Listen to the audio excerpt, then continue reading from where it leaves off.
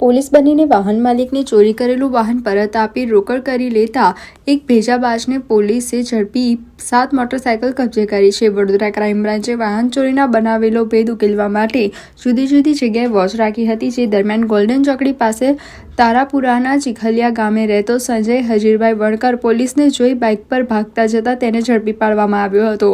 પોલીસે મોટરસાયકલની તપાસ કરતા કાલોલ ખાતેના ગેરેજમાંથી પોલીસની ઓળખ આપીને મોટરસાયકલ મેળવી હોવાની વિગતો ખુલી હતી, જેથી પોલીસની શંકા વધુ ઘેરી બની હતી અને સંજયની ઊંડાણપૂર્વક તપાસ કરતા તેના ચોંકાવનારા નેટવર્કનો ભેદ ખુલ્યો હતો।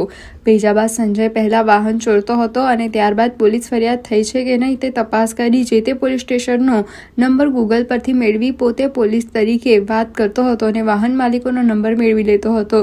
જો પોલીસ ફરિયાદ ના થકી હોય તો ઓનલાઈન સર્ચ કરીને બાઇક નંબરના આધારે માલિકનું નામઠામ મેળવી લેતો હતો। ત્યારબાદ તે માલિકનો સંપર્ક કરી પોલીસ તરીકે વાત કરતો હતો અને ચોરેલી મોટરસાયકલ પાછી જોઈતી હોય તો કોઈ પણ કાર્યવાહી કર્યા વગર રૂપિયા લઈ આપી દેતો હતો।